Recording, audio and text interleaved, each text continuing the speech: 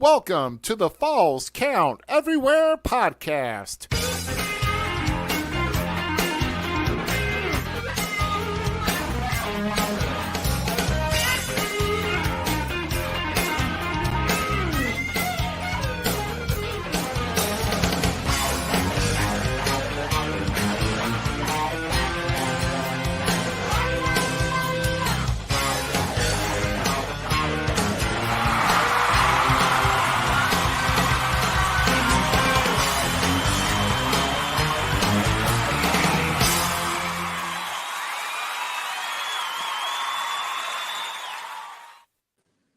And hello. We are here on Sunday night here with the Falls Count Everywhere podcast. It's good to see everybody once again. It's been quite a while, but hey, we are back and we are live and we've got a lot to talk about here because it's been quite an adventurous summer and some things I never thought would see happen in the world of wrestling, but it has happened.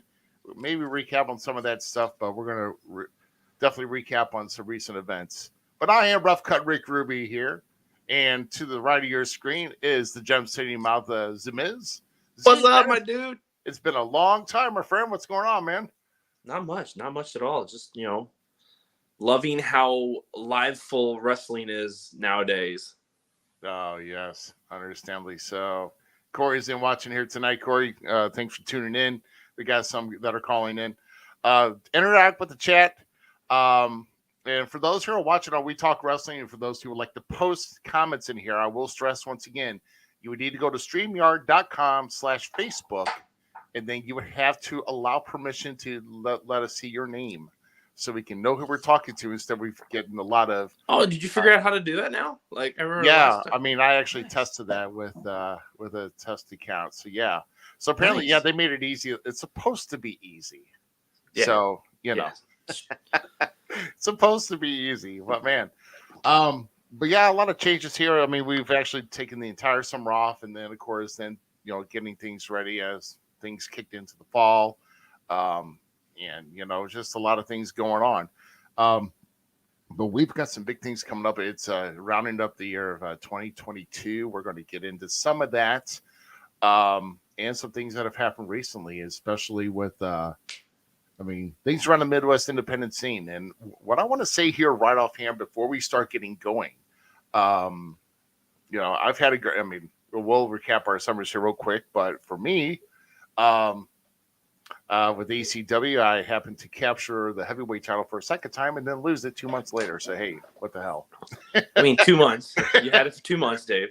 2 months wonder, hey, at least We're I way had out of the it. title. Yeah, I've had the title twice, but keeping busy there. But otherwise, I had a nice long road trip vacation out to Arizona. Yes, you did. The photos were amazing. Dude, man, I'll tell you what, if it wasn't for the price of living is a little bit higher out there in the West, and I'm here in the Midwest, and I'm kind of I like to, keep my wallet tight. So, yeah, it's, yeah, it was actually a nice time. Definitely something. I got photos, I got memories, and Corey, that's going to get you blocked, man. Yep. So, hey, we got AWOL's here, and we've got Danny Ice here as well. And one thing I want to say here, guys, we're going to get into very soon as far as what's going around here in the Midwest independent scene, but we also want to expand our database because, one thing, I keep saying before we get into, but have you noticed that, I don't know if you've been getting these notifications, but we've been getting people adding on to our page, and we haven't been on the air for like 4 months or so, maybe more. It's the there's my strangest good thing. friend Jason Halbert. Good friend. Dude, both Falls Count Everywhere, We Talk Wrestling, we've been banging it off here lately, adding people left and right. Seeing the numbers of the Facebook thing on Falls Count Everywhere just keep ticking up, and we haven't even done anything in a while. That's just saying they want us back. Yeah. Come on, Ruby. Yeah, I hear. Yeah. And yeah, we're going to and like I said, we're going to talk about a lot of things. I mean, hey, I get these messages on my phone. I'm like, how are people just liking our pages? And we haven't done anything in months. But And we had good stuff before. That's why. That's yeah, we why. Good did. stuff. I mean, you can go back and also, hey, while you're liking our page, why don't you go subscribe to our YouTube channel? Falls count everywhere. Spotify, you're right. Yeah, well, I mean, I don't think I don't Are we have not enough doing that anymore? subscribers yet to get the link, Hey, I don't know. but yeah, but pretty Anything. soon, I'm also thinking in the works of maybe doing a website, to get just make sure people are catching us right at our website. If you have trouble searching on YouTube, you just go right to our page; it'll be right there. That's my goal. Hey, Pretty quick soon. links are the thing, man. Yeah, heck, yeah, exactly. And like I said, we're going to talk about things here in the Midwest. But we also got, I know there's other states out there that I know that are peeking in on us, like Indiana, Tennessee, Kentucky, even Texas, even with that. And even if you guys, even with, if you guys got something that you want to maybe even plug your promotion, even in those areas, dude, Falls Count Everywhere at gmail.com. Email me, let me know what we can do to hit you up, help you out, and even give you some publicity, man.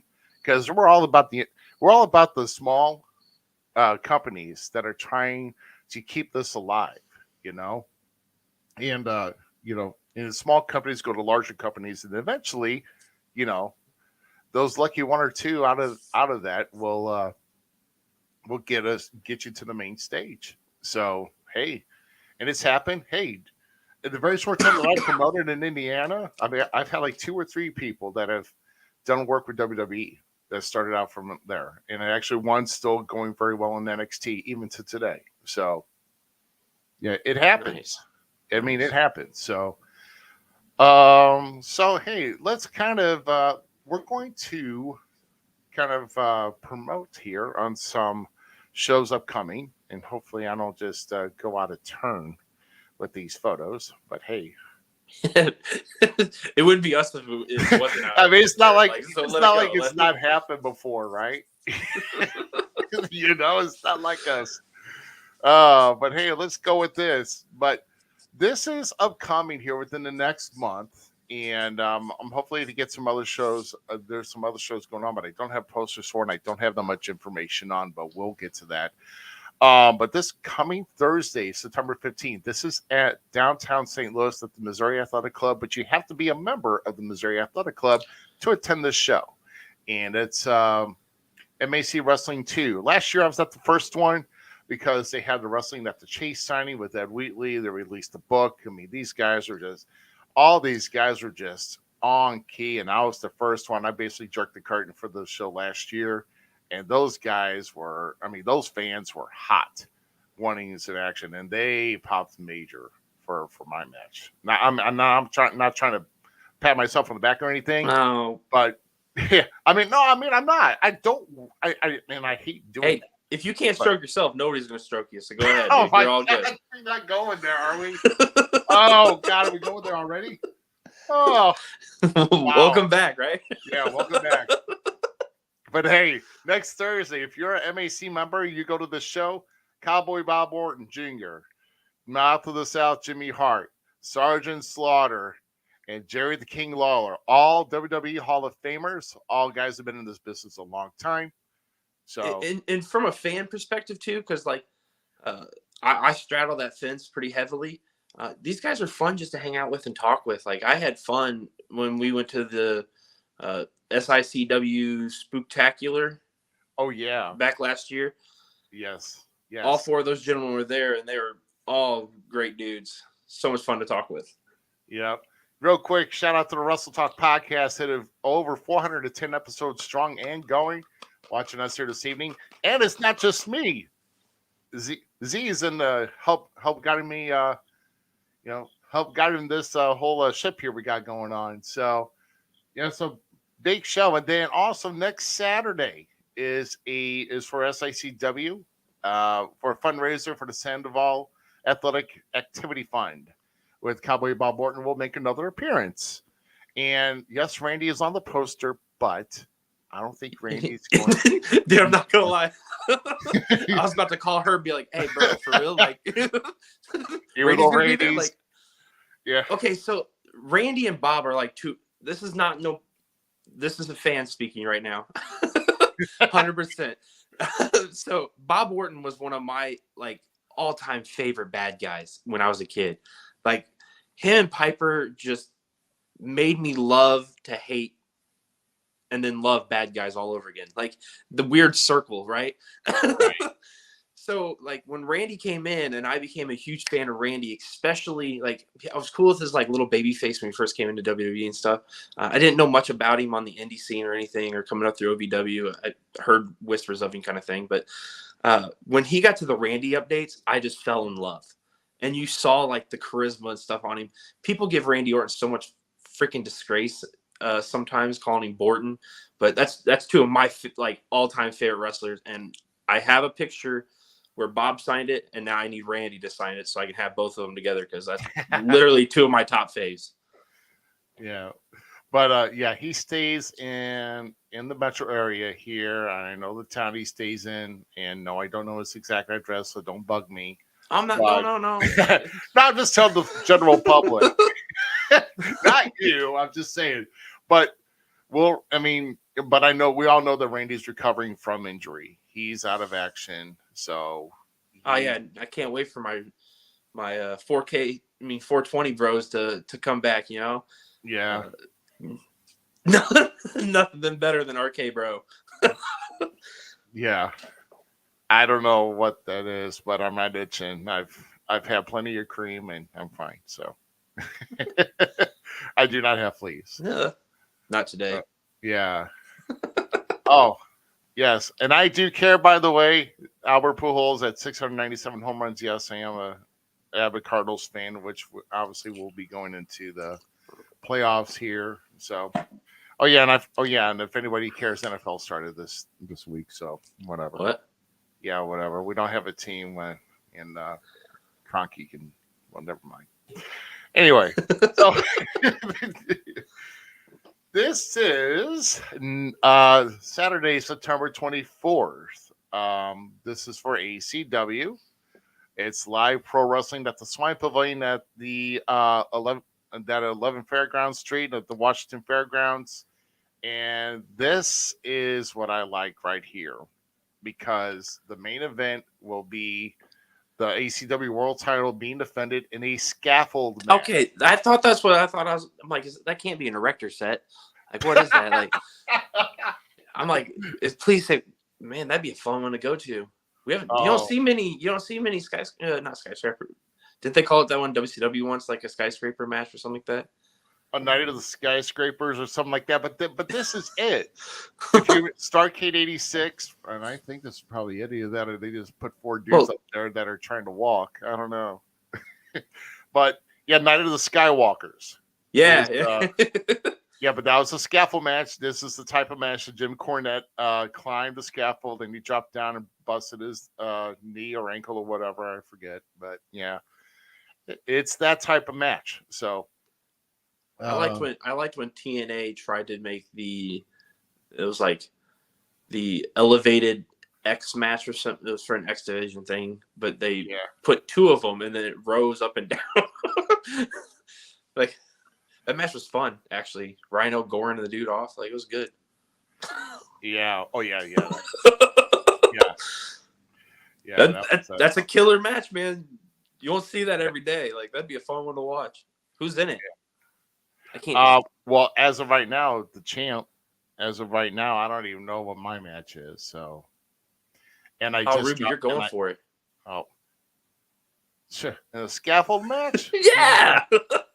Oh my lord, yeah. Just don't mind me. I'm dying. Okay.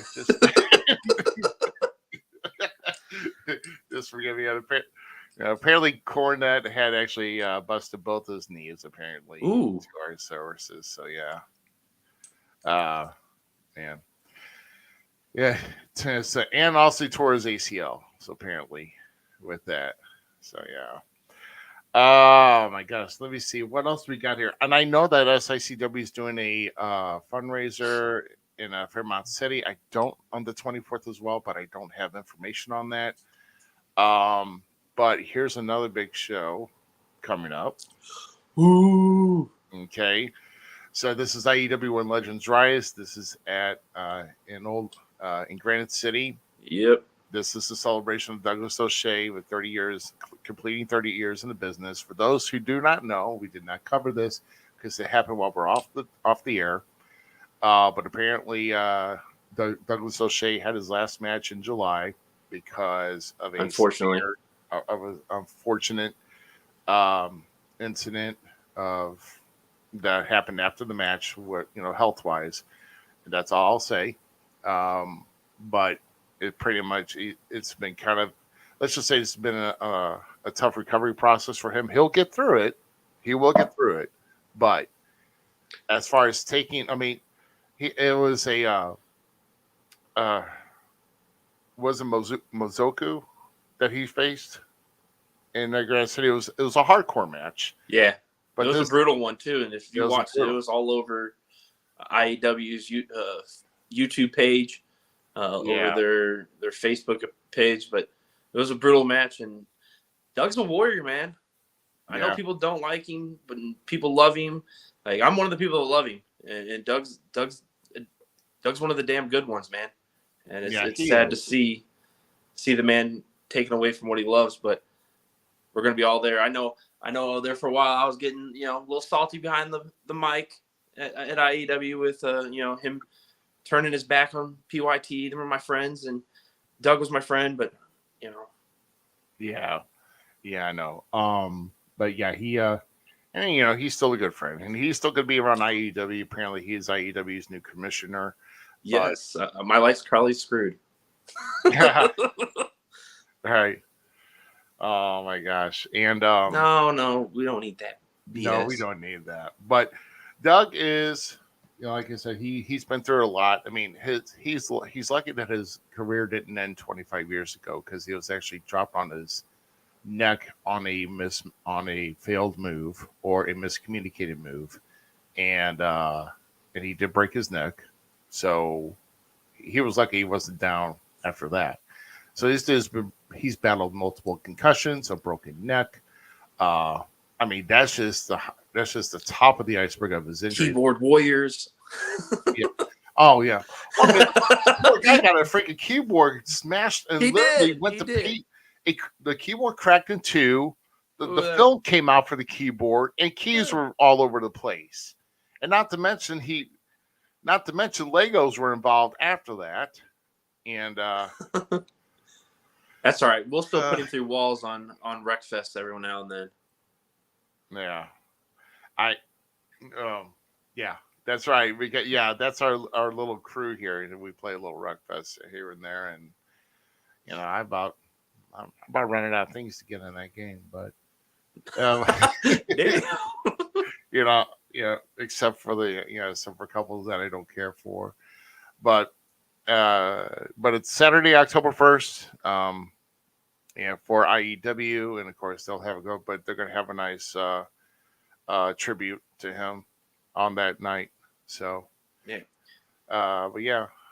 it was a brutal match. It was pretty bad. It was bleeding. Everybody was it was pretty nasty. So but I think our next one is actually on the same day, Saturday, October 1st. You were talking about the fairgrounds, okay, with the Spooktacular, but they this year to October 1st. It is at Belleville, the Belleville Fairgrounds for SICW. Big old Sid Vicious. Yeah. So these are the names that have been signed on. Oh, man. Faces of Fear? What? That's right. Yeah. So former NWA champion and UFC Triple Crown winner, Super Fight champion Dan B7, whenever there was no limits on when people were fighting, and he basically just fought any small and large guys possible. Sever was the freaking man. Yeah. Yes. Sever's pretty funny outside the ring, at least from what I encountered. But when it comes to fight mode, I do not want to be that dude is legit at all. No, I do not. And of course, Loverboy Dennis Connery, one half of the original Midnight Express, And then of course Psycho Sid or Sid Vicious, or for that very short time Sid Justice, whoever he wants. Sid Justice, yeah. Yeah, He was one of the skyscrapers too at one yeah, time. he was. Yeah, just ask Mike Bell in WCW. He Right. remembers him quite well. Right. But they have made an announcement of a main event there just recently. So the main event for this night is actually going to, their Faces of Fear are going to be in action, in tag team action. Dude. They are facing the new Devastation Incorporated of Attila Khan and Sheik Prater in a steel cage match. And that is the main event for that. So reserve your seats at the number below, 618-286-4848. Wait, they're in a steel cage match? It's going to be a tag team steel cage match. And let me tell you, I hate to be the one cleaning up after that one. I'm just saying. Prater's head's going to go with Tilla's butt. I'm calling it now. Yeah. The Kick their tush. Dude, Faces of Fear is one of my favorite tags. That is one of the top tags. Awesome tag team. WCW days. Yeah. He said he remembers the Midwest Wrestling. He hasn't hit this one, and we're going to keep it that way with Separate. But man, what a weekend we actually had, though. Last night, I was in attendance for SICW. Were you? Yes. And you missed the classic. It was actually the classic championship was on the line as Attila put it on the line against the visiting and former NWA champion. Right. Jelly. Yeah. Corey actually sent me pictures of him going, I met Nick Aldis this morning. And I'm like, man, get out of here with that. Like, yeah, man. Oh, yeah, it was great. It was great. Nick's an awesome dude. Like, I would love to watch him wrestle live. It saddens me he hasn't got like one of the main stages, like for just a small run. But yeah, he's done so much good work. I don't get it. Yeah, I like Nick Aldis. Yeah, but yeah, he was like, he was pretty decent. And let me just say, it was a pretty good match last night. Apparently, Devastation Corporate likes to interfere a lot, and that was the theme last night. There were no title changes, so so Attila Khan is still the classic champion. There was a good tag team match last night with the Dogtown Underground versus Jason Breed and Curtis Wilde.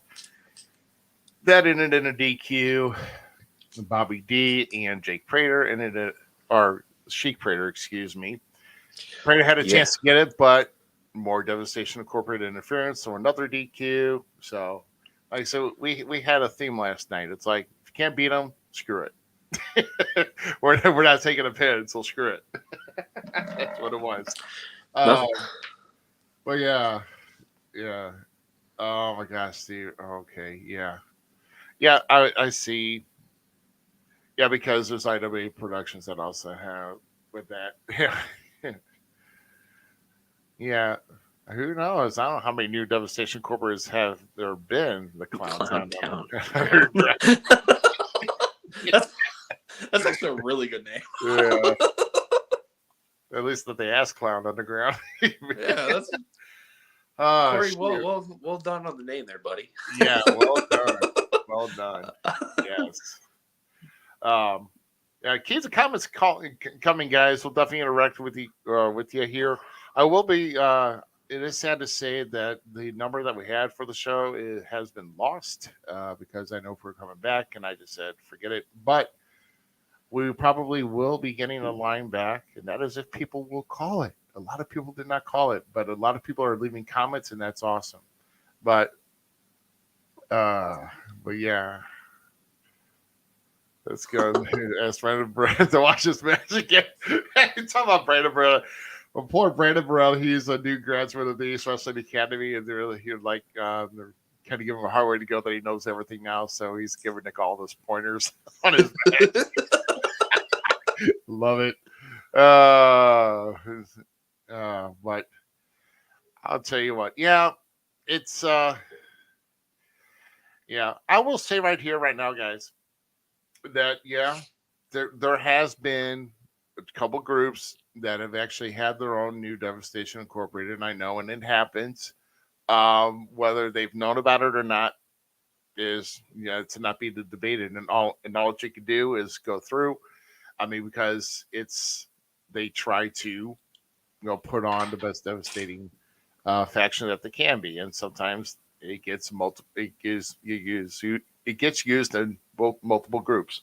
So I mean, if you call yourselves the NWO, then we know that you're kind of ripping off, but you know. or the coyote. Don't call yourself the Wolfpack. Call yourself the Coyotes or the Coyote. The Coyotes. Yeah. Just don't go by the Wolfpack or anything like that. But let's see. So let's kind of take a look at this here. As far as our first topic here of the night. So let's talk about Clash at the Castle, huh? And basically going down the whole card. There were 6 matches throughout the whole thing. Did you watch all of it? I read all about it. Yeah, I did. I've only watched 2 matches.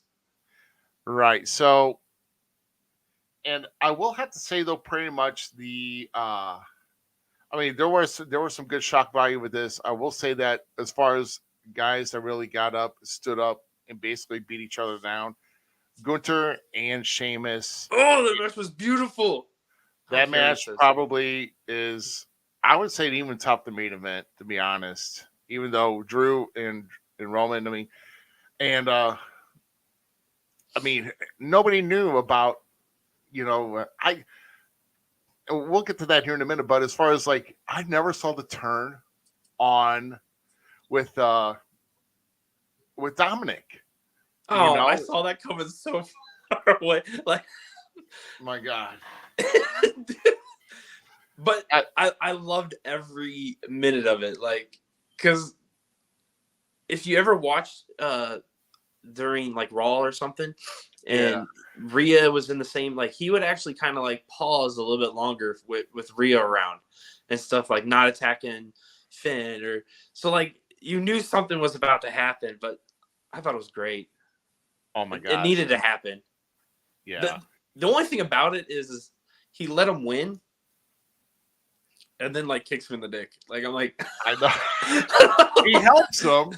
He helps him get the win, and then it's Rochambeau time. So I mean, I don't. I guess it's something making this. I mean, the team made the sacrifice. Okay, well, if you have to help him, you have to help him, but you know where you want to come after that. So, So that's the only part I didn't like about it. I was like, whatever. But yeah, it's still kind of it's kind of in that transition where you didn't think Dominic could be a heel so quick, but when you think of it this way, I think they're probably setting up, in my opinion. Eventually, Dominic will be fighting his dad, and it almost seems to me that the Pride Ray is coming to the end of his run, and it might end at WrestleMania next year. The mask is coming off. It's revealed that Dominic's Eddie's son. And I've seen so many freaking memes it's on all that. been a hoax this whole time. Dominic's getting revenge for his true father. Yeah, look at that looks like his dad, Eddie. Dude, those memes are cracking me up. Oh my God, dude, funny. And I almost would think Eddie would be rolling up there too, just dying laughing. He's like, yeah, look what I started. Oh my God, yeah. But the Jerker, with the 6-woman tag, the thing I don't understand about this, and it makes sense to me, but Bianca was in the ring. I don't know what happened to Alexa or Asuka, but yeah, Bianca was left in the ring for about a minute with all 3 tagging in, and the ref just doesn't do anything about it. It's oh, it's all broken control. I don't know what to do, and so I'm just going to let them all triple team for a minute and then pin the champ. So, I don't know. Head scratcher for me on that one. I don't understand, but I think it's just the trio styles, because if you watch I've been watching a lot of AAA here lately. And Yeah. just checking them out here. And they're just a fat, like, that's just, whoo. Yeah. So, like, their trios matches are quick. I don't know if it's, like, that adaptation coming over to the States that people are just frustrated about. Like, but that's what you're seeing in, like, AEW with their trios group now. Like, trios matches are just quick. Like, yeah, I know AAA is pretty quick and pretty fast paced, with that. But as far as the main event here, Clash at the Castle, is it just me, or I just turned a blind eye that I didn't know there was another Fatu child that was in the business? And if I'm not mistaken, there's another one actually. Oh my god. Rikishi needs to freaking stop. Well, I'm sure he's probably stopped by now, but he just kept hitting it when he was younger. Poor guy. I got 4 too. High five, Oh Rikishi. my gosh. Trying to grow the Samoan dynasty in any way possible, I guess. Hey, you can't but do a Sami Zayn, just jump right on board that Bloodline Express, my dude. Yeah. Roman's I'm sorry. I'm not sorry. The Usos, Roman, they are legitimately the peak of wrestling right now. Nobody is touching that. It's beautiful. It's beautiful to see him, for one, come into his own, Roman, but the tag team, the Usos, they're coming in their own. Now you got Solo coming up. Like, beautiful stuff. Beautiful stuff. I just want my Wise Man back, because the Wise Man and Sami Zayn together on screen. Please. Yeah, but I mean, the Bloodline is actually put themselves as probably one of the most notable factions in major promotion history now, with all this going on, and now it's growing even more with actual Bloodline members. So, I'm not going to say that it started on We Talk Wrestling, but I'm going to say it started on We Talk Wrestling. Like, one of the guys, Tyler, he has been, like, begging for years for the Bloodline. Like, legitimately calling it that. Like, I know the internet, the communities have been asking for this faction to be a thing, and now we have it, and it's just breathe it in. That's all I'm saying. Right. Exactly. And actually, it's a good faction instead of just like a little trio or anything else, or find out, I mean, at least it's not getting wild with like so many members. I think 5 is probably the max you would want to go on a faction, but 3 is like pressing it to be a faction, but 4 is just the right number for a faction, at least in my opinion. don't do like freaking NWO and Wolfpack. We have about 10 or 12 members on each side, and then sometimes Black and White all of a sudden has 23 members one week, and freaking. Don't forget NWO Silver. Is just now joined the NWO. Nobody saw that coming. There was NWO Silver. NWO Silver. That was a thing. That was when Jeff Jarrett. Oh God. Was that? Jeez. Don't be like, there's a real thing. That's nuts. No, my God, that is nuts. But I will say the Clash of the Castle, though, that it was actually great pay-per-view. It was a very good pay-per-view, surprisingly, because it was, and I really give it to them, WWE, because they done it up so well, in an outdoor state up in Cardiff. It was a major pay-per-view for over there, and too bad their pay-per-view buys were down, because it's a, what do they call it now? A premier event. Yeah, or premier event or whatever. No, yeah, screw you. It's a pay-per-view, WWE. Screw you. Yeah. I don't know. I don't know if people just, because honestly, I'm like, I did the most dumb thing that day. I'm like, I'll just wait till tonight, watch the pay-per-view. I'm sitting here watching TV, and I pull up Peacock like at noon. It's like, it's on right now. I'm like, oh crap, I forgot about the time change. Yeah, that's what happened to us. We were going down to St. Louis to go hang out at Alan's house.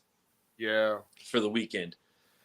And it was going on during the thing, and I'm like scrolling the internet. I'm like, well, I'm getting spoilers, like screw it. So then we watched the first 2 matches, and Well, I didn't watch the female match because I had to go take a dookie. But Yeah. and then not. I just had to. It wasn't that the women. I went back and rewatched the match with my son. Great match.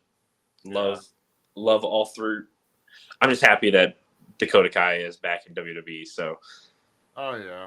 And then she was with Bailey. Yes, thank you. Yes. Yeah, that's a good little faction right there. Was it what do they call themselves? Damage control. Damage control. Right. It's the female shield. That's all. That's a female shield.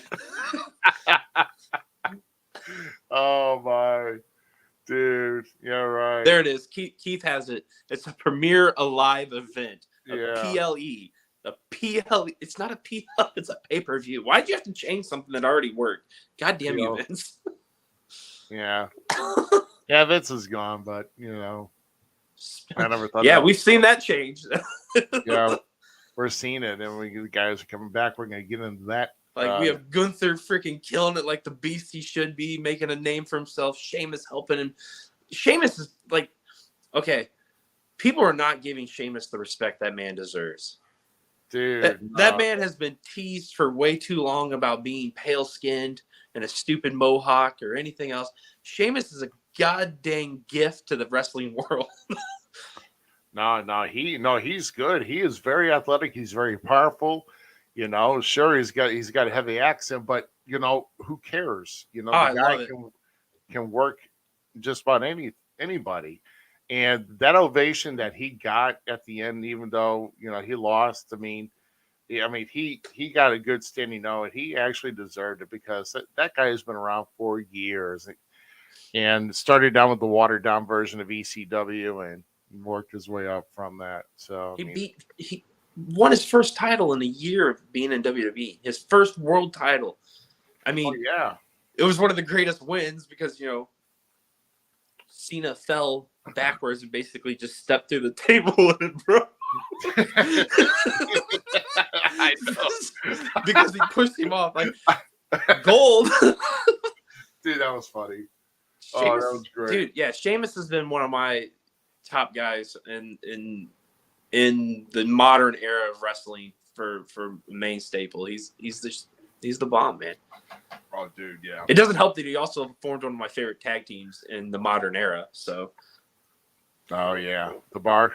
Yep, 100%. Yeah, the Bar was good. Absolutely. But how about this? We're going to go to our next headline here.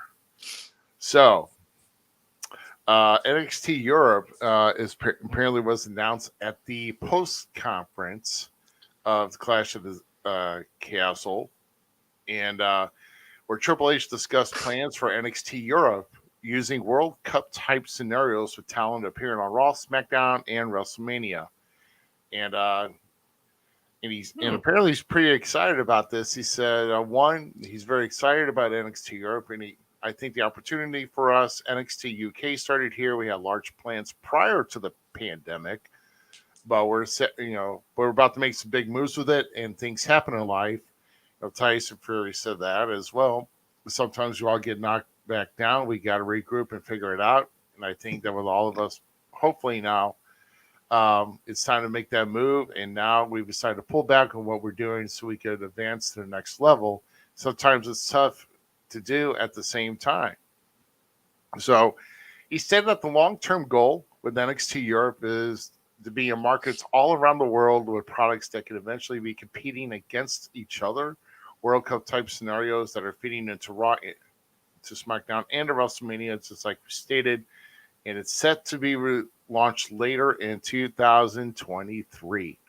So, I'm pumped. The only thing that makes me sad about this whole scenario, because I think it's nice to see what a new mind can bring to wrestling. So, I was telling my son the other day about how great Vince McMahon is. Right, he took his dad's design, his dad's thought, and just took it to the next level, right? Made it this global traded company.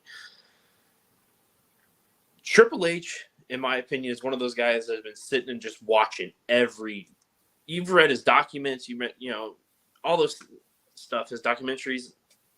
That man has just been soaking up every ounce of the wrestling industry. And to go over to UK and then do this like cup style, what is really big over there, like I'm pumped to see that process. And I just like wrestling so much that I can watch like AAA or New Japan or Noah, Grella Pro, went back in the day, all these different styles and enjoy it. Like Chikara, I loved Chikara, and it was more of like a comic book comedy style of wrestling, but there was something elegant about it. And that's what I'm hoping the NXT Europe is going to be with that cup style that like it's just going to be raw kind of. Yeah, I mean it's gonna be interesting in also different regions. So maybe because we've digged into like maybe India, I don't know if they're gonna dig into Japan. It's just kind of, you also think about what regions could they bring with that. So I'm hoping all of them, like Australia. There's so many. I happen to like Google one day because I'm this weird person that does the weird stuff where I'll listen to music from other countries even if I can't understand it just because I want to hear what they're listening to. So I do the same thing with wrestling. Like I'm looking up like what's Australia's promotions, right? And then I'll sit there and watch them for a couple of days and get a feel for there's some killer dudes and chicks down there, man, in Australia that are just biting in the bit. And we've only seen the scratch of the surface here in the United States of those kind of people. New Japan's the same way. Mexico's the same way. We don't know what UK can give us all the way with, the greats that we've seen come out of there, plus what hopefully will come farther. And then you got like some of the Indian dudes, man. Those guys, I don't care. I want what's his name back? The dancing guy was Jinder Mahal. Like Shanky was I was getting down with Shanky. I was starting to enjoy his character, man. Oh Lord. He's a big club, but like it's kind of cool to see what the other countries have to offer. Like, I don't know. I'm pumped for this NXT Europe kick to see if it is like a rugby style, like breakdown cup, like did you watch TNA, big TNA at all when they had their X Cup? I don't think I watched the X Cup series in TNA. I didn't really watch TNA. I was watching TNA off and on, and then when Hogan came on, I watched it for a good while when they went back to the standard ring. And then I was watching that for about a year or so. So when they had the Asylum and they were doing the Asylum, they had a what they called the X Division X Cup, right? And the teams would come in from Mexico, from it'd be like 4 guys, and then they would do matches. They'd all get points and stuff. They would do matches together. That thing was awesome. That style, if WWE takes that style ish and puts that to the Europe, I think it could be a big seller, bro. Because that's one of the few things that TNA did right. Yeah. As a fan perspective, tournaments are fun. Right. Wrestling is about, like, that's what wrestling is kind of about, is that tournament. And to see like the tournament styles come back, even though like AEW throws them out all the time because they always have a new interim champion because they're world champions of crybabies, But that style for NXT Europe would be a blast if it was kind of that like rugby like match. Give me a tournament. Give me like something to invest in. Right. Exactly. And I think once they get this off the ground, I'm just going to say it right now. Anything but the Rainbow Show, please. NXT 2.0 is not bad. It's just hey instead of wrestling. No, I mean, I'm sorry, but I just can't get into it. I can't. They took away the black and gold, and it just went, to me, it's like, it's too bright. Like, it is. You can't have that. It was Jim Cornette, I think, is the one that started the whole dark arena things, right? Dimming the lights, right. Or like, he's right. Do that. Some things in life don't need to be fixed. It's not broken. You can't have more than 3 colors in a brand, but he's got like a whole freaking collage of like freaking. It's like you went to the graffiti artist like down the street, like, hey, just spray it. It's like somebody spilled a box of Fruity Pebbles on a freaking pond. Yes, it reminds me of the Willy Wonka version of yes. Right. Like that. That's good. That's good. Yeah, and no, Corey, I've not wrestled in a six-sided ring. From what I've heard, those things don't give pretty well. Christopher Daniels said he hated it. Christopher Daigle said he hated a six-sided ring. Yeah. It's probably not a good ring. And I would hate to see how those are assembled anyway. So, no, I have not wrestled in a six-sided ring. I wanted to possibly when I had a better back, but now that I'm like, it's like, nah, just give me that regular, cushioning, padding, and what have not. So, oh my. So, let's move on to AEW's All Out pay-per-view last week. And dude, between 0 hour and the actual pay-per-view, it was just shy of 5 hours with a total of 15 matches, 4 being in the 0 hour, and 4 being 3 of them being title matches. But man. Yeah, Tony needs to cut back. I mean, well, first off, I mean, he's hiring talent left and right, or at least letting talent wrestle left and right on here. So, 0 hour, you had the AAA mixed tag team titles of Sammy Guevara and Tay Mello, his wife, defeating Ruby Soho and Ortiz. Did you call her Tay Mello? That's what it said. It's Tecante. Tecante. That's what they had. I was like, I thought maybe she had did she have like a Did they go by like her Spanish name? Is that what it was? Maybe that's what it is. I don't know. But I always thought it was Tecante. Yeah, I was like, if that wasn't his wife, then he's making out with a different woman. But anyway, then they have the STW World title with the boy of the originator of the title, Hook. The boy. Yeah, the little boy with the bad haircut and a little. What? Thank you, Keith. Keith, right here with the save. Oh, she goes by Tay Mello now. Okay. Yeah, it's Tecante. I'm gonna pull my wife's card on this because she's like, she can't stand it. Wrestlers going back and forth between companies, right? And they're getting different names. Like, it's Alistair Malachi Black for Amy. I'm like, why'd you add it longer? She still calls Miro Rusev. And oh my god! All right, yeah. It's not Rusev. It's not Rusev. It's Miro. Right. He's the God's Redeemers. I love the Miro gimmick right now. Yeah, it's really good. Then, of course, Pac defending the All-Atlantic title successfully against Kip Sabian. And then, just to throw one in, just give Eddie Kingston a rub, defeating Tomohiro Ishii. So they had 4 matches on the 0 hour. 4 matches on 0 hour, yes. And I watched every one of them. So, well, that's one of the okay, so I was a big fan of I still am. I still think it's a valuable option, actually. So AEW has Dark, right, on YouTube. Right. They need to cut back on matches. That's it. Right. Like, they're adding 9 matches into an hour. And it's like, you're exactly. Okay, I'm a fan of all wrestling. I've stated it more than once, right? I love AEW. I love seeing different talent that I thought I'd never get to watch on a main stage, and love seeing this, right? They're doing exactly what they were bitching that WWE did. Like, the whole reason we need another company, they're doing what they thought the monster was doing. Right. You can't sugarcoat it. I don't care how much of an AEW supporter you are. They're just as bad as Vince McMahon's WWE 5 years ago. Right. Already. Right. And and they go to all wrestling, but guys, I mean, seriously, 11. I mean, a 4-hour pay-per-view for one. I didn't think All Out was going to be a 4-hour pay-per-view, but it ended up being a 4-hour pay-per-view. And I'm sitting there trying to keep awake toward the last hour. I'm like, okay, I'm going to watch it.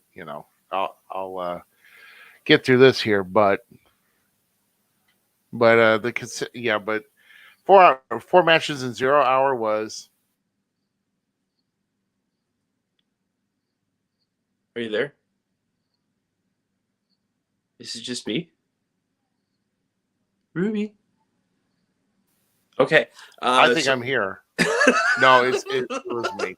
It was you. It's me. I gotta fix. I gotta fix it here. I gotta get a different Ethernet cable uh, to my CPU. Because for some reason I had to go on Wi-Fi before we went on, and I just had too much going on. So, Dang. But yeah, but 4 matches in 1 hour is too much, and yeah, it's just they're doing too much, and all these matches are really good matches. Like they're good pairings. right. I mean, the only reason I'd want to watch All Out was for Christian Cage, and Jungle Boy. That match didn't happen, unfortunately. Luchasaurus did turn heel, which was amazing. Like I'm happy that happened. Getting Jungle Boy away. And I'm thankful that Jade, that beautiful goddess, kept her title so Athena can go away like the fly that she is. Because I'm sorry, I know a lot of people like her. Zmiz is not one of those. Like, what the hell's wrong She's with trash. She's trash. Oh, she ain't trash. really that trash. I mean, just because she's athletic, she's great athletic wise. I'll agree with you. She can't talk. She needs to go away. Yeah, I mean, not a lot of. Some workers just don't have the skill. Go away. I don't even think she's that good in the ring, though. I think people liked her for one move, and that was it. Yeah, and that's about it. Yeah, she's like a Jeff Hardy in the females for me. Oh man, that's deep. That's deep. Oh man, but Jade Cartwell on the other hand, she's a goddess. Yeah, Jade Cartwell, goddess. Yeah, she's good. And she gets better and better every time. So yeah, Athena, thank you for your sacrifice for making a legend happen. Right. Exactly, but it did kick off with the main kickoff, or the main pay-per-view kicked off with the casino ladder match with Rey Fenix, Wheeler Yuta, Andrade El Idolo, Claudio, Dante Martin, Penta, Rey Fenix, and some. This is just looking for a broken arm. Yeah, and then Joker. So with that, and Joker took the casino chip off from that, and we're going to get into that toward the end here. But let me just say the trios finals, that was just too much of a spot fest for me to even care about. I told you it's a cluster, dude. It's that style of that. It's that style of match. They did not. I'm sorry. They did not need to have a 6-man championship to be brought on. There was just no reason for it.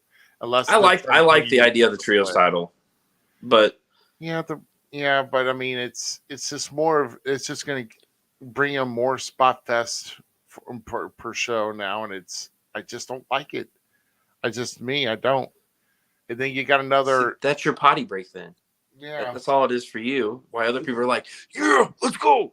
And I was looking to see what they could do, but it's just like, it's like everybody's like, it's like a freaking stage show, like, rehearsing for like 3 hours a day, and you finally get on stage and do your little dance. That's what it seemed like. I'm just pissed that it wasn't Hangman and Dark Order winning the titles.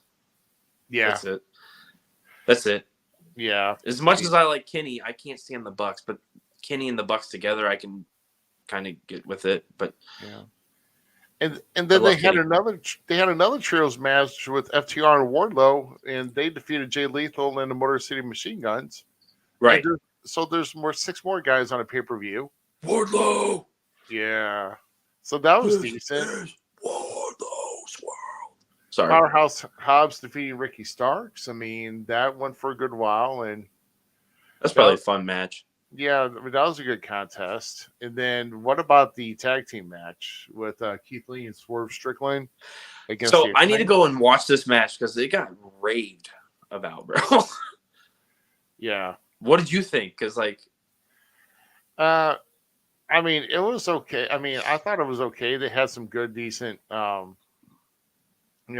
mean, there was a good hyped up a few good hyped up spots in the match that were pretty decent. But Swerve's just crazy. Yeah, that dude's like a ninja warrior in there. Yeah, definitely Swerve makes the team. I'll just say that. That's all. Well, that's the nice thing about tag teams is you can have like that powerhouse that's just destroying stuff, and Keith Lee, and then you got Swerve Scott, and that's if you get the proper melding of it, it's a beautiful thing. Chris Jericho, Big Show. Right, exactly. Chris Jericho is the speed, Big Show's like it was a beautiful thing. I think Keith Lee and Swerve together is just a beautiful thing. Yeah.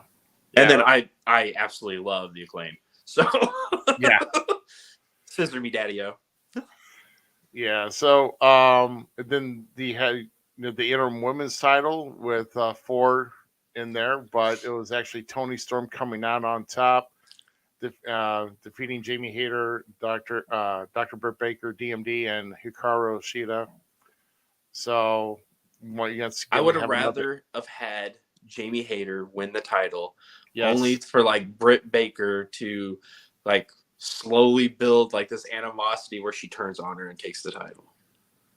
Yeah, that would have been a better storyline, like her trying to protect Jamie, and like think about if she loses the belt, then like Britt like tries to console her, but then goes and wins the belt. Like I don't know, like the girls fight over the X. That's what that should have been. It should have been like 2 girls competing for like a dude instead of the title. But take that scenario and put it for the belt. Right, would have been beautiful. Yeah, exactly. I'm also not a fan of Toni Storm, so. But thank God Thunder Rosa is no longer champion. Yeah, no kidding. Yeah, she's a joke. Yeah, exactly. She's good. It's just I can't stand her character. Yeah. Then, like I say, you mentioned a match that really didn't happen because it was kind of a waste with Cage getting the win over Jungle Boy, and Luchasaurus basically turning on him and basically trashing him, and all it took was a kill switch and a forgot what else he did, but it basically was 2 moves done for. So it could have been something better, but you had to have like 10 other matches on the pay-per-view for some reason. So at least JR can call him Jack Perry now. Yeah, Jack Perry. Yeah. Yep, because Justin Roberts announced it. What about? I was excited with this Lionheart, Chris Jericho. Yeah, I want to watch this match too. Dude, it's probably the best pay-per-view on this, best match on the pay-per-view. Really? Yeah. These guys put on the clinic, but Jericho came out at the end, and it was just, Lionheart defeating the American Dragon. It was just all these guys that have different monikers now that are not even tied into WWE.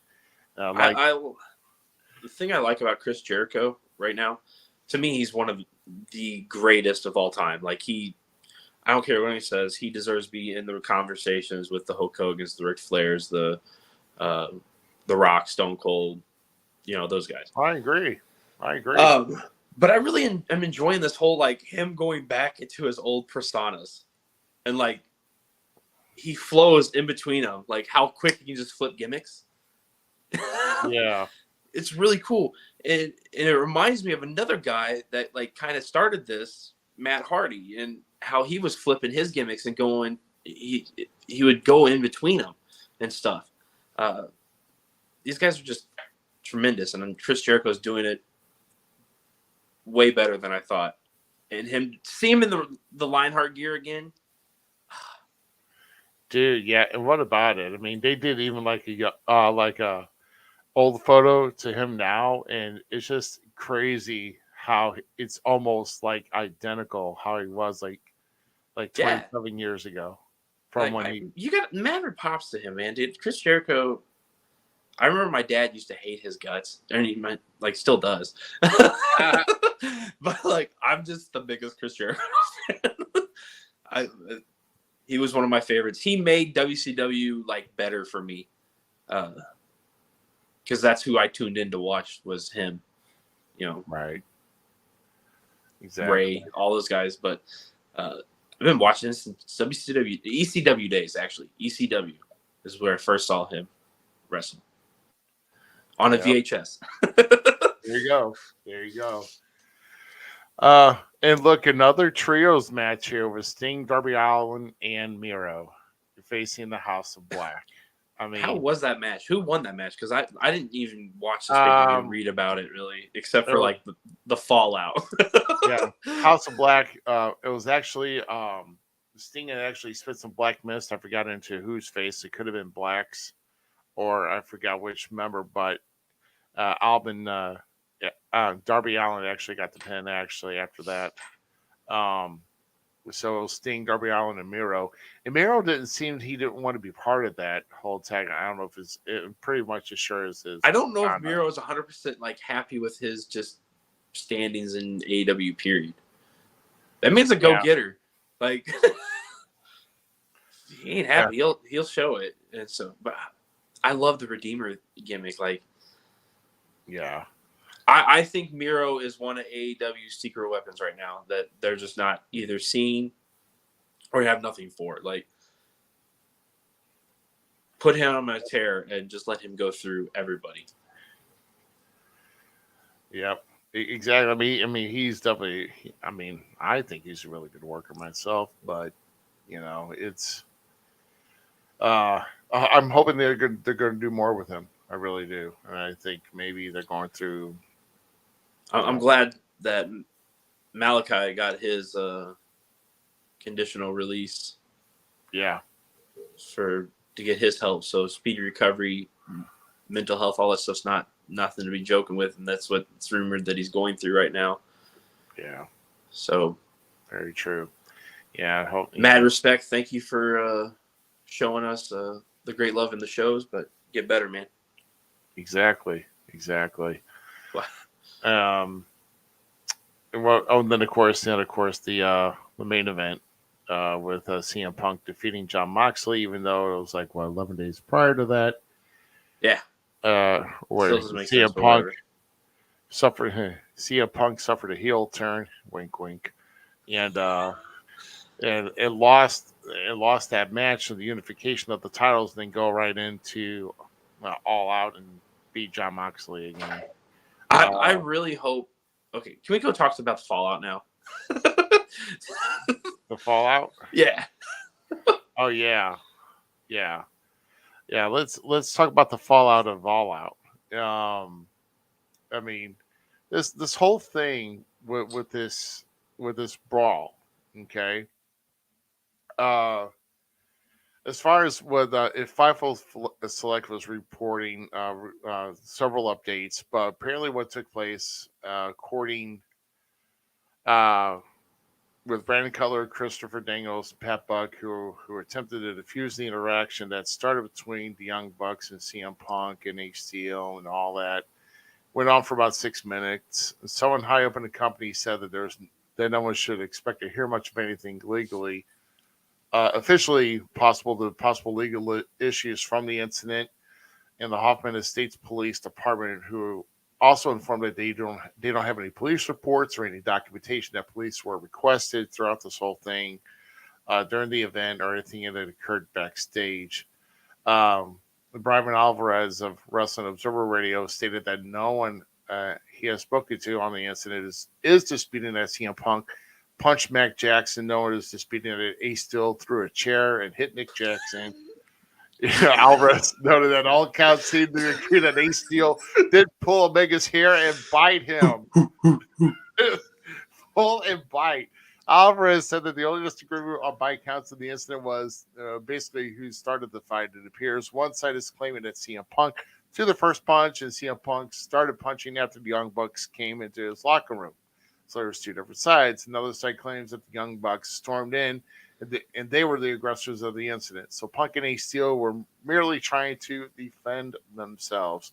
So I don't see CM Punk being addressed or whatever, unless if it's probably the Young Bucks getting their their panties in the wad when they were about this whole press release. But basically, no one's going to get arrested here. There's been suspensions handed out, but one thing that I like here, I think maybe you might have posted it. I don't know if it was somebody else that did, but somebody's trying to make a new the cover on the new game coming out, AEW Fight Forever.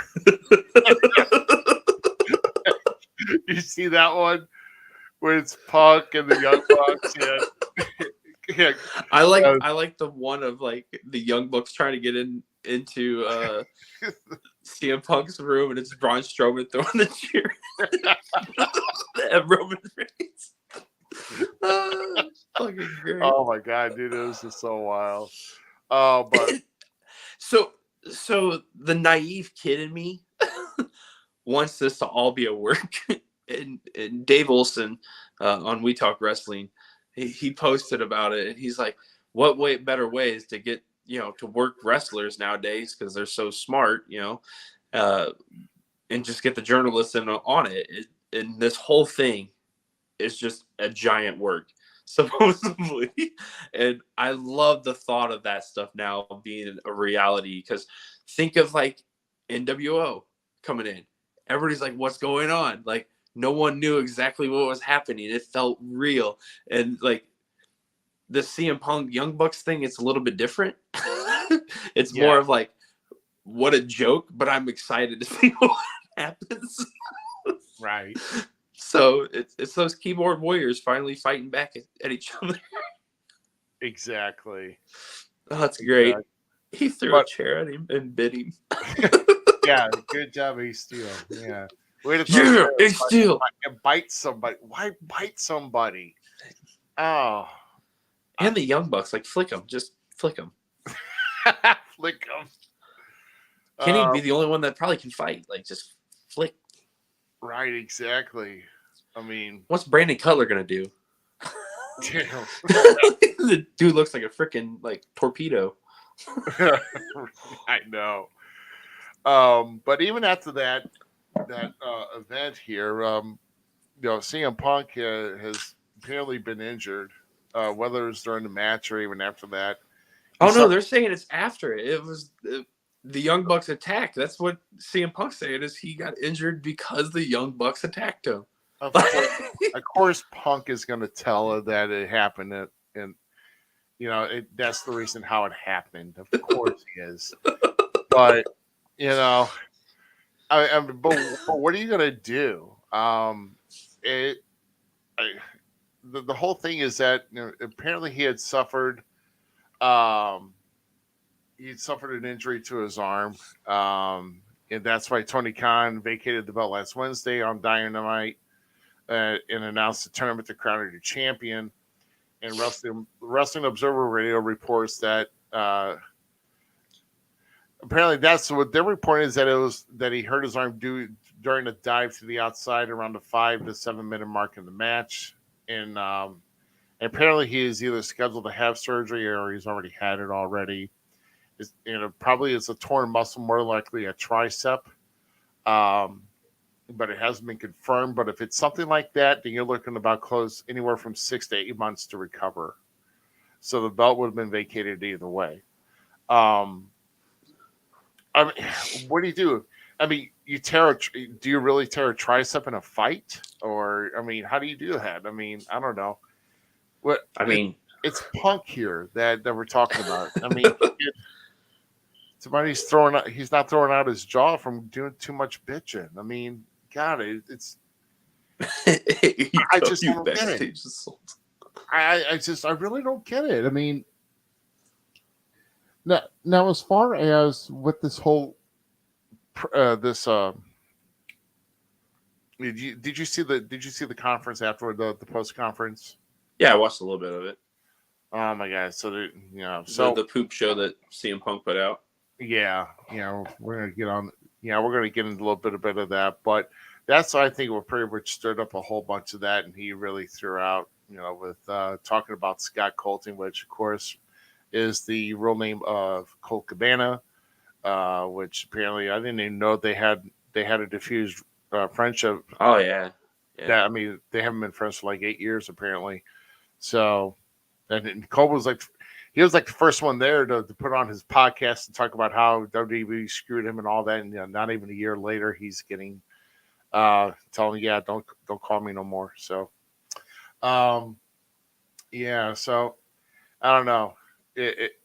I'm just kind of wondering what's going to happen in the next chapter, if they're going to let him back in, if he gets healed, or whatever the case may be.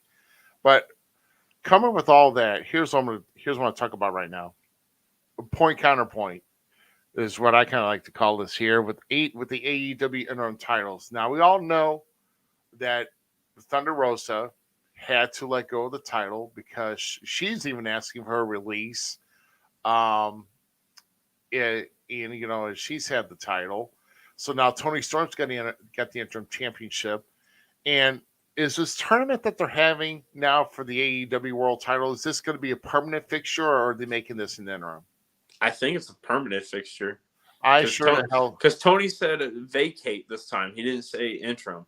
Last time he said interim. So, but here's my point. Okay, I really don't know why interim titles have to be in, whether it be boxing or MMA, whatever the case may be. I guess because of injury or whatever it is.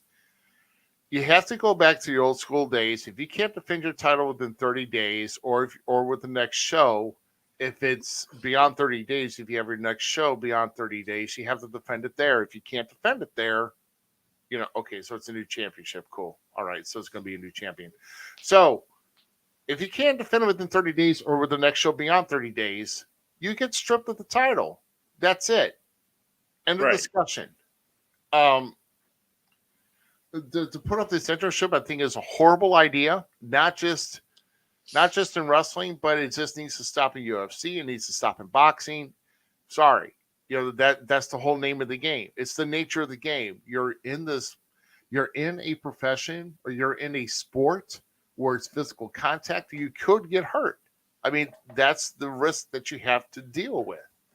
And just, if you can't have your title, you can't defend it, let it go. Be like Elsa and let it go. No one cares. You'll get another shot at it. That's just how the cookie crumbles. So, well, that's the way I see it. I'm with you. I mean, I always thought the interim title was always used as like a way to bring in a new belt kind of thing. But because I remember a couple times back in the WWE, WCW, they did stuff like that. But yeah, and I don't know, because I had to go back and look at the whole story and how with between Shawn and Razor with that whole Intercontinental. I don't know, like if maybe Shawn. Yeah, because that was an interim. Yeah, I forgot about that. Yeah, it's like, Shawn, I never lost the title. You gave it to Razor, and so they put both titles in the ladder match of WrestleMania 10. And WWE half-ass did it with CM Punk and John Cena. Oh, right, where Punk walked out with the title. He should have left and went to other wrestling promotions for like 2 months. Would have been cooler. Didn't he he brought it to like a Cubs game, and then he like put it in like in the fridge with like. Yeah, and then he took it to an ROH show too and posted it. Like that they should have been doing that. Like, think if WWE would have had that mentality to have that then with Punk, right? And do that, how big that could have been. Like, that could have changed the whole face of the game. Right. Exactly. I mean, that I don't know. It's just I don't know. I think interim championships it's not really geared toward anything. It's like, you don't need to have hello, Tony Khan. You have like about 5 or 6 other championships in your company right now. You got other, you bought ROH, and you're having AAA coming in and doing title matches in your promotion. So why the hell do you need an interim world title for either a man or a woman?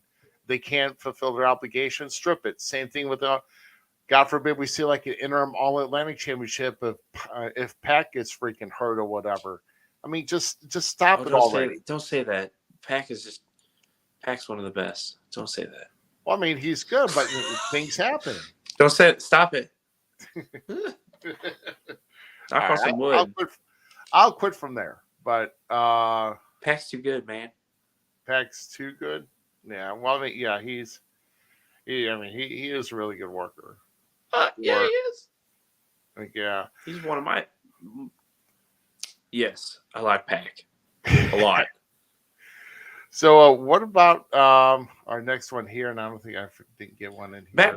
Back up the package just a little bit. Can Sure. I get a pack? Can I get a pack? Okay. So I was a fan of WWE's attempt to bring the Cruiserweight Championship to life again, right? And we had two great champions in that whole time frame. Pac as the king of the Cruiserweights, and then Buddy Murphy as the juggernaut of the Cruiserweights. I want to see those two go head to head. I don't think we got to see a match with those two in WWE. I need that match like a full. I think AEW's done one already, but I want like a full feud between those two over that Atlantic title, Betty. Like, give me the king of the Cruiserweight. I like his promo style, everything. Yes, I'm gushing over those two great wrestlers. I mean, that would be a good match. We can move on now. I'm pretty sure it's happened. I'm just saying. I mean, but I want to see it again. It would be a good match. So, how about this? Last weekend, Braun Strowman returning to WWE during Raw, basically eliminating and demolishing any type of tag team division in WWE for a number one contendership, laying waste to every team in there. Then, of course, throughout the show, yeah, he did. I mean, he basically is like he tripped. He fell. He really did too. Yeah, but Strowman later revealed that he'll be appearing on SmackDown throughout during the Raw airing of Raw, and apparently, according to PW Insider, Strowman will be part of the SmackDown roster moving forward, being used as a babyface. Now, following his return, Control Your Narrative has bid him farewell with a statement on, I believe, on Twitter.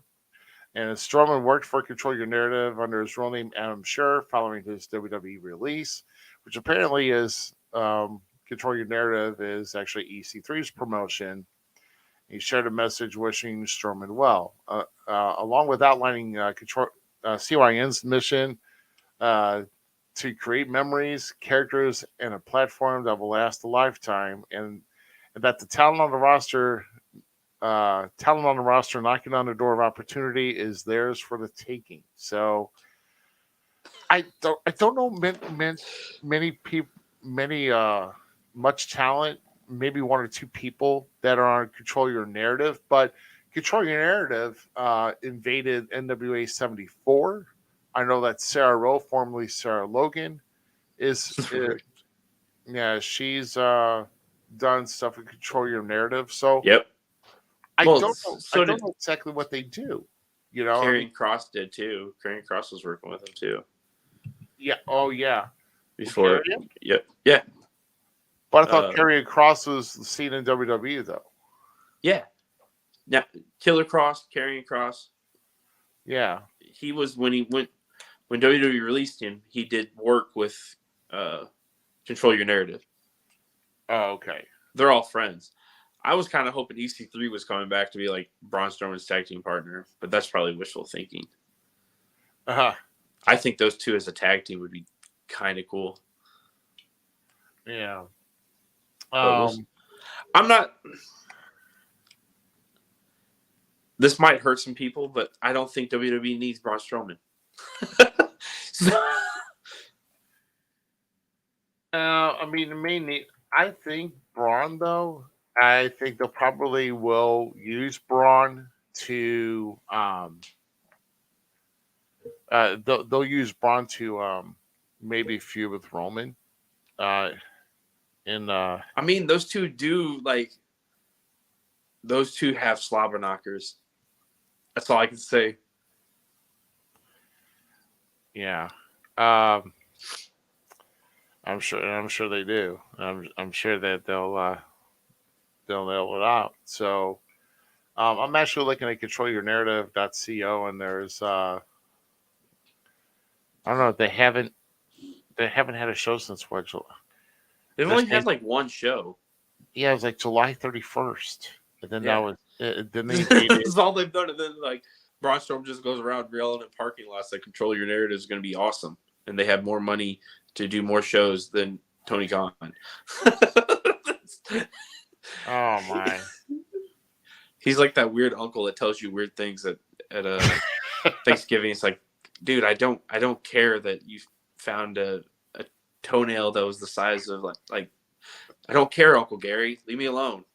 That's Braun Strowman. I don't care if you found a toenail the size of a potato chip. Who cares? Yeah. It was like a Pringle.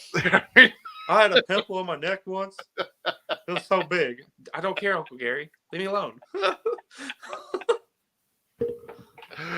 Oh my gosh! I'm looking at their tour dates. Let's see.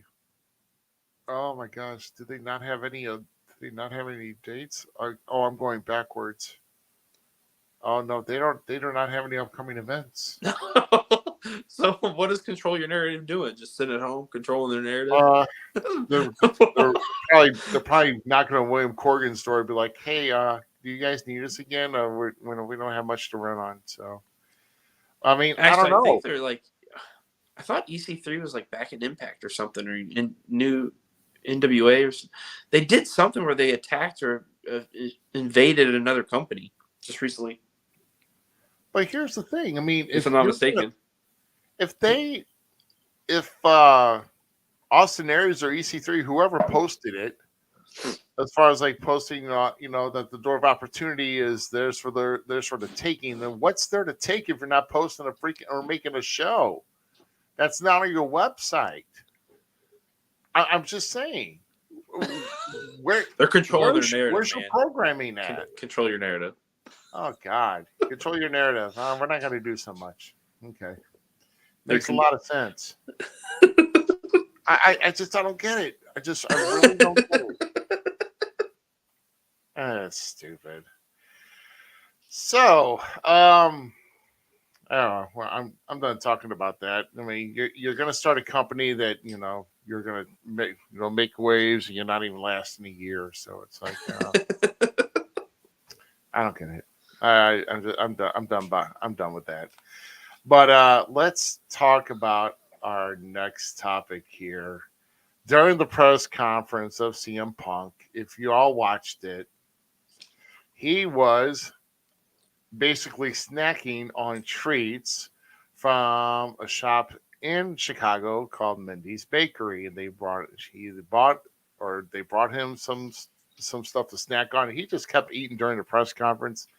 He was eating several baked goods from Mindy's Bakery in Chicago, and he's doing it in between answering questions and spewing out his feelings on many topics.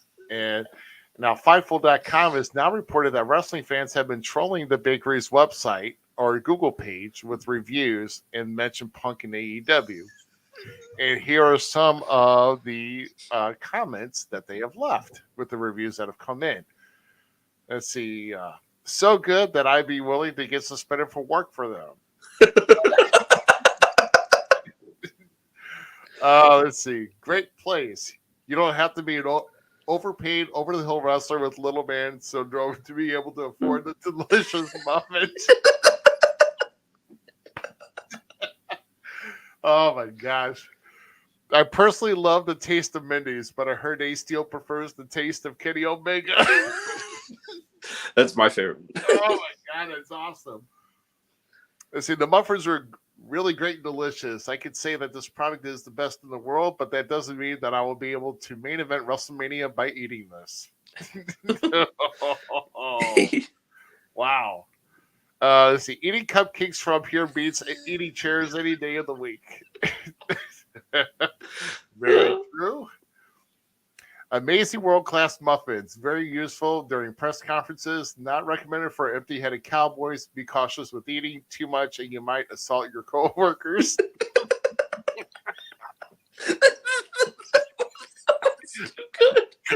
Oh my gosh. And last one.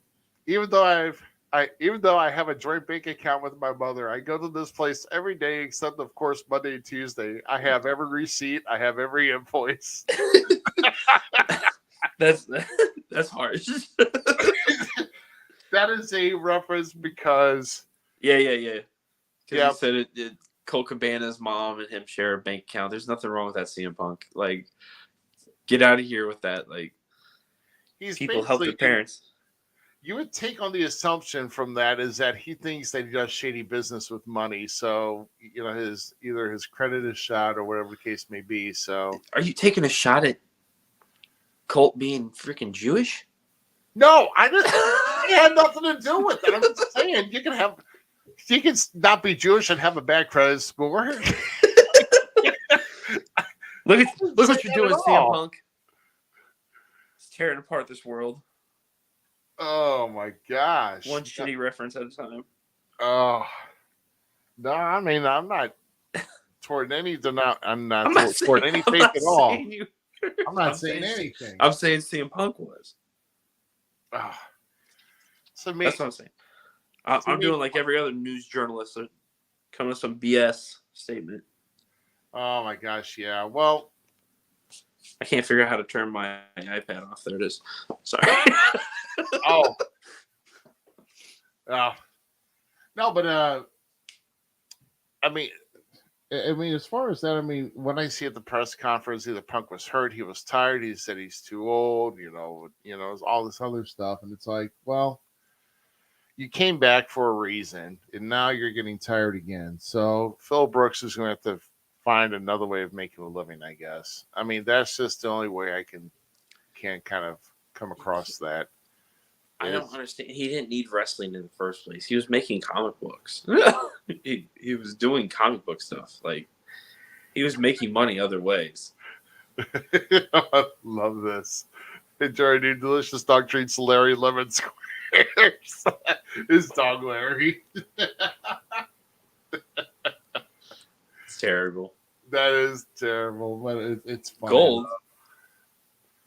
But it's going to be interesting to see how everything plays out. Obviously, you're not going to hear anything from Punk for a good while. With his injury, he got injured again. So I who knows? Who do you think's getting the belt for AEW? Like, out of the tournament, who do you think? Well, okay, we already know. Like, what isn't Darby in it? Yeah, Darby's getting booted to the side. Sammy, you're getting booted. Maybe. Oh, Sammy's getting booted to the side. Yeah, I would have to see who is left. I can't even remember who's left now, but part of me wants it to be Moxley, but I think it's gonna be Jericho or Daniels. Yeah. So, well, I know that they have. Hold on. Let's see. So they got a Hangman round going on with Hangman and Danielson. So that'll be. That's this next week, right? Or wait. Yeah, that's next. So this coming Wednesday, and then Rampage is the next one, right? Yeah, and that's where. Let's see. They've got Sammy Guevara and Darby Allin in a wild card round. So this is wild card round. So I don't know. Because this week was the first round, and I can't remember who was in the first round. Let's see. I had to take a look at the results. Let's see. Let's see. Oh my gosh, I can't remember on that. Let's see. I'm looking here. I don't know. I don't know if they just announced the tournament or they actually have matches on. This is Rampage. So I don't know. I think they might. Did they have on Dynamite? They had those. I thought yeah. Motherfucker. Yeah, I think I'm trying to see about. Oh wait. See Dynamite results. There we go.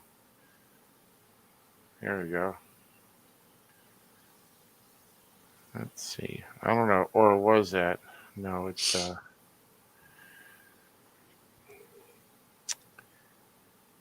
Let's see.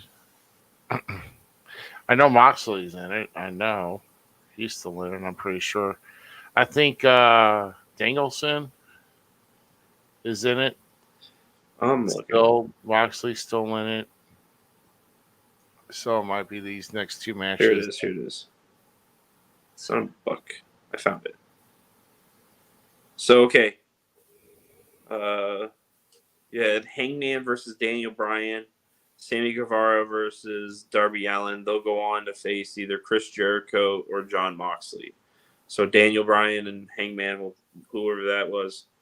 And I think Daniels won, didn't he? Yeah, Daniel Bryan. Yeah, Bryan Danielson won. So yeah, I keep calling him Daniel Bryan, don't I? Yeah. All right. My bad. Out. Stop changing names around. So him versus Chris again? Yeah. And then Sammy versus Moxley? I didn't watch Rampage. Yeah, so wait a minute. So we already got new World Trios champions now, too? God, what the hell did I miss when I'm busy? Death Triangle. That's Death Triangle. Yeah, Pac is the greatest, man. Good Lord. Yep, Kenny Omega and the Young Bucks get suspended. So yeah, because they got suspended. They got bye-bye. Right. For now, at least. I wonder how long they're suspended for. It's a ploy to let Kenny heal up more. Yeah, I don't know. I don't know. Oh, so Brian. Oh yeah, so Danielson is. Yeah, I don't know. Wait, there's so many matches I can't even. I guess I Tony, you're loading up your talent, then they're begging to be used, and then you're rushing a product. So I mean, what am I supposed to do? Trying to read all this crap. Just trying to read all of this, but.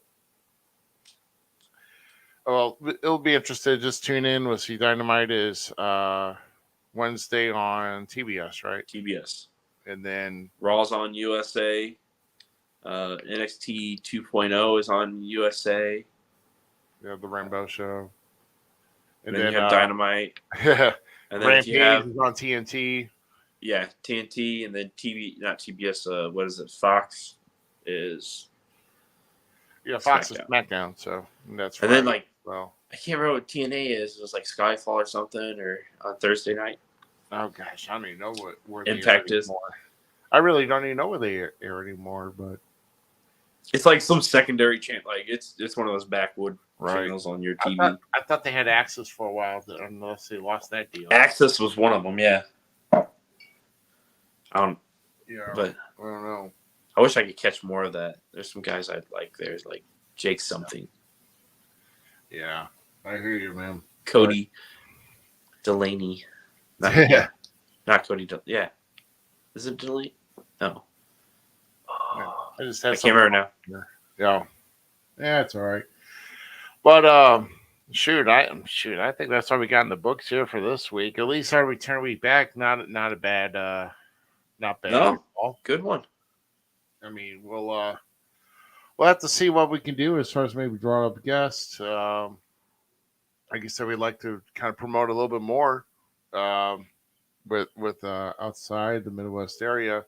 And I will say this as we close, we want to, we definitely wanted to push ourselves or promote ourselves, everything else here within the business. But if you're going to cough. Yeah, I get you. But if you're going to be somebody who is going to be nothing but slandered or disrespectful or whatever the case may be, if you're bringing that negativity around us or around this network, guess what? I don't know who you are. You won't even get mentioned, but we know who you are, and let's just go with that. Let's just say there are some other shows around here. I do want to, like I said, I know there are CHWA is around St. Louis area again. It's just they got a major John Holt 2-day weekend coming up thing, pay-per-view. which is the 24th and the 25th this month. If I get more information on that, I'll pass it along. But other than that, My mic's muted. oh, you might see that. Yeah, this said they have that big pay-per-view coming up, and then they also have like every Sunday every Sunday like still. at 3:30. Yeah. IEW has their shows. So. ACW. So too many letters. Yeah. What's with some of this huge alphabet? All these letters and numbers. Gosh. NGW.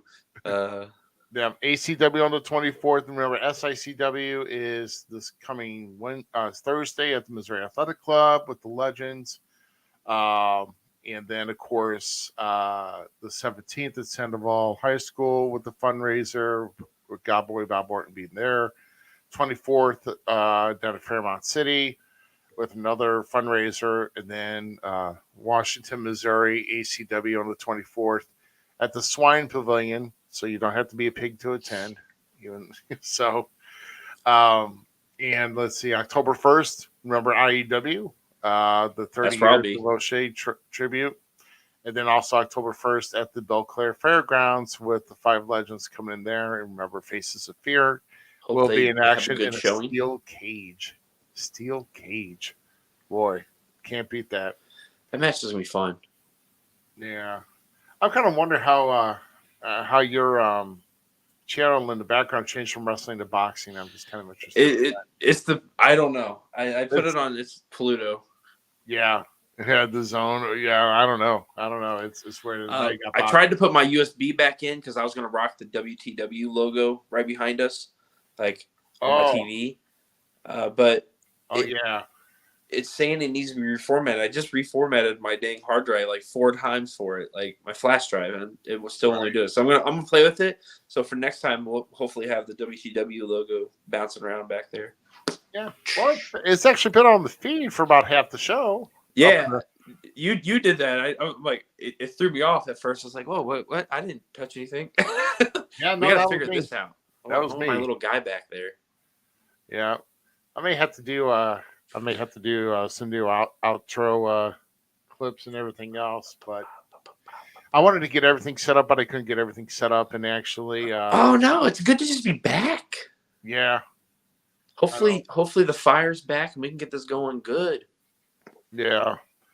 And I've got like these adhesive hooks that I had on my wall that I was trying to move stuff, and I was trying to remove the hooks. Apparently, the directions for these heavy adhesive hooks are not what they say they are, and I've actually torn like 2 holes in my wall over here, so I had to like spackle and repaint the wall now for these. I still need I broke the wall. I fell into the wall at the back door.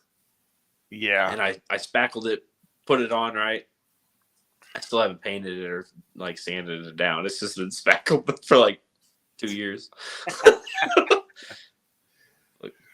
Oh my God. Well, like I said, it is good to be back, hopefully. And we've not forgotten about GQ. GQ's just been busy. He's actually going to be relocating to a different area. And but he will be on with us here on some weeks and everything else. He just got a little bit busy today. And but yeah. No, but GQ's still around, and hopefully, like I said, we'll reach out to those who are wanting to be a guest. We want to socialize. We want to kind of talk with everybody, especially with those who we might even have some return guests. You never know. I mean, because there's some major shows coming up, and yeah. Speaking of major shows, we missed one. We missed one. I know the past month to go right ahead and do it. So what? I mean, it's a little bit later. I know what you're talking about because the scene did a pro on it, but yeah. Go ahead a little bit later, but it needs to be talked about now because it's in my hometown, buddy. Oh yeah, come on, guy. That's true. I did on We Talk Wrestling. Dropped the news. IEW Illinois Elite Wrestling is coming to the Pepsi Arena at Quincy QU October 22nd. Dang. Beautiful, beautiful building, bro. Beautiful building. Big things. Big things. Yeah, big things and big building, and get that place back over there in Quincy to get some shows. We need some wrestling up here. Yeah, it's been a while since wrestling's been up in there. I've wrestled up in Quincy some time or 2 years back. So nice. Yeah, some bars and that was great. I guess you have to come up and hang out, man. Oh yeah. We don't really have any good diners or anything. Well, we have some actually. Yeah, October 22nd, I actually will have a that's right. show on that day. Yeah, I forgot about that. Because ACW unofficial would be in Jerseyville, and I have to just kind of say it off here. I can't post any posters on it because you never know. The state of Missouri has been really funny with that. I don't know if it's just they're getting lazy with the permit processing, at least in my opinion. And it is what it is. Sometimes dealing with the state and dealing with legal activity sometimes can prolong. It's government rant, so how government will take it. It's like, well, we'll take it one day at a time. I've seen that. No, you. Corey, be nice. Yeah, I know. Trying to be nice. But yeah. We're going to try and get some guests lined up, kind of talk with on here as far as like some good, those who've got some great stories, great insight on the business. That's what we want to do. But we just want to come back here with an informative, hey, we're back. Hey, here's what's going on. Hey, here's our take on everything that's going on here. So I don't know. It's been kind of interesting this past week, especially with everything. I like doing shows like AEW. These. All I gotta say is AEW better get it together, or else it's gonna go down. Oh, they're gonna get fucking stomped. Yeah. WWE is no joke right now. They're on a full momentum of chugga choo choo. You have the great one, Seth Rollins himself, that is carrying Raw to just amazing. The guy does no wrong on it. You have Roman Reigns of the Bloodline, like carrying that. They're hot, man. They're hot. Yeah, I mean it is good right now. I would say that.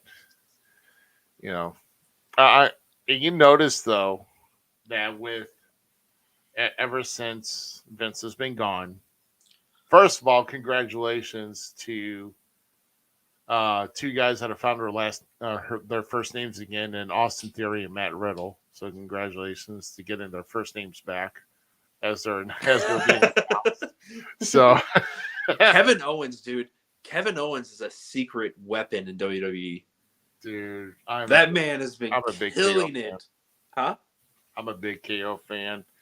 And I've got mad props to him and how going back to even WrestleMania 38, how he pulled that match with Austin was just phenomenal.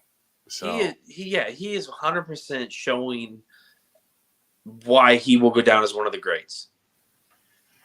Oh yeah, I mean the guy can work anyone. Right. I mean he can. I mean he's proved it time and time again, and I'm glad that. But the whole thing is that he put Theory on his back, and Theory's the Money in the Bank winner. And you kind of notice how that momentum shifted when Vince left, and Theory was the chosen one. You notice now how the shift has gone. Hopefully, it's just going to put him into a slump, but eventually he'll build himself right back up and find his opportunity somehow to cash. But I don't see him cashing in, though. Yeah, I want Theory to become one of the biggest heels. Like, give him a Miz. Like, okay. We're talking about it. Can I clock in real quick for sidearm booking? Can I clock in? Can we have that? The clock in button for sidearm booking right here. Okay. So I'm a Miz fan. Huge Miz fan. No secret, no lies, right? So Miz right now is having who is he friends with? Tommaso Ciampa, right? Yeah. Okay, this is a whole circle thing. Dexter Lumis now is attacking the Miz.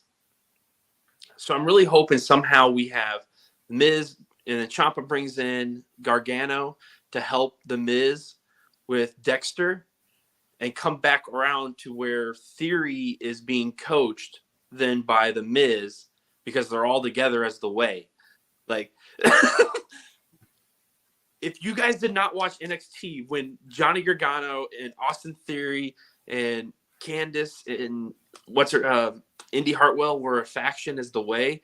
And, oh my God, that stuff was gold. Like, if they can recreate that around the Miz and Dexter, like trying to capture the Miz and stuff, and really span that out to like later with the briefcase, and Theory cashes in last minute, and then it's just straight heel heat.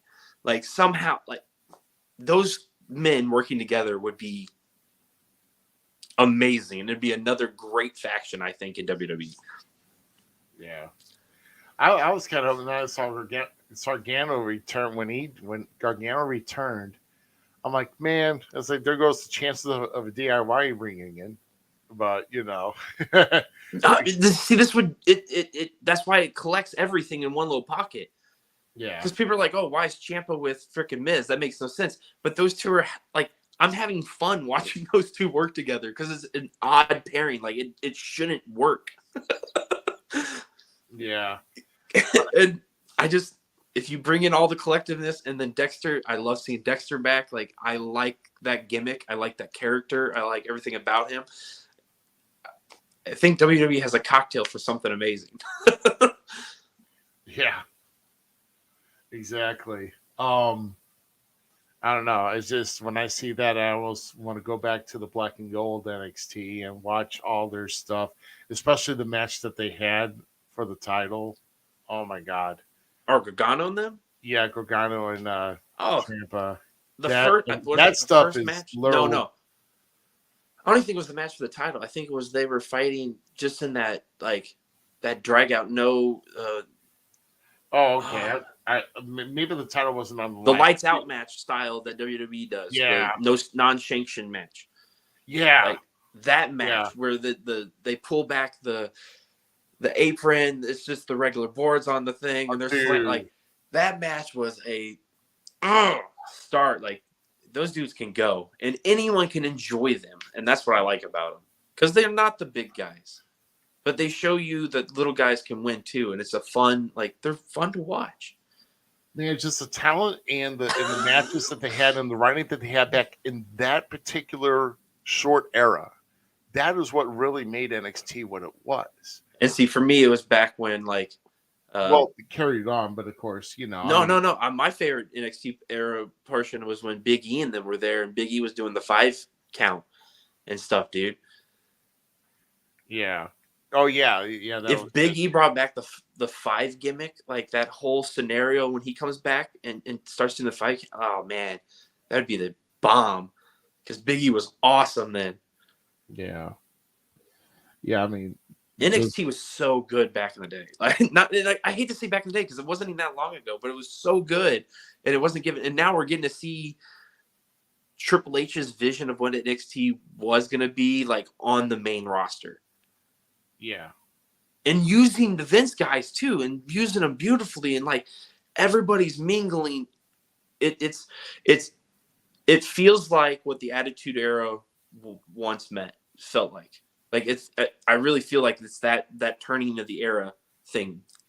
This is the era to be watching right now in WWE wrestling. Yeah. I'm just kind of hoping that NXT 2.0 phases out like the new team. Could just go back to the classic. Change it.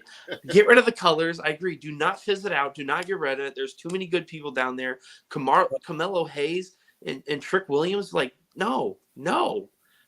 Pump the brakes, brother. They just need to change. That's just too much. That's why I can't watch it. It's just too much for me. Braun Breaker's doing a great job as even though it feels like a watered down Roman, but I enjoy it at the same time because it's a different. Yeah, but I mean it's good. I don't know. Like I said, they just need to change their color scheme. They can keep the 2.0. That's fine, but it's the fruity confetti show for me. I'm sorry, just I can't watch it. I like the talent there. The talent's good, but they need to change the scheme again. Yeah, there's too many. Mandy Rose is doing. Oh my God! Some of her best work right now. Down there, I just never would have thought of it. Conniving bitch, like I love it.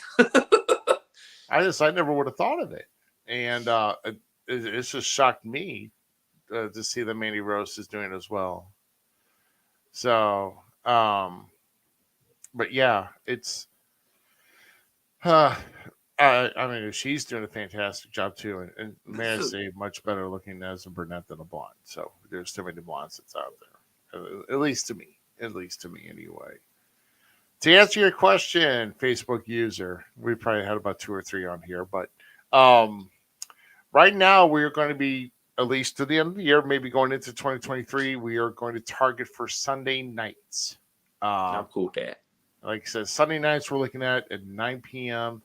For the Falls Count Everywhere podcast, and hopefully we're going to be getting. Hopefully we can get some guests that will still want to come on Sunday nights to do that. You know, if anything, we'll get to the interview right away, and then we'll do our recaps of what's around the area, and then we'll wrap out from there. But it's going on close to 11 o'clock Central here because we got on.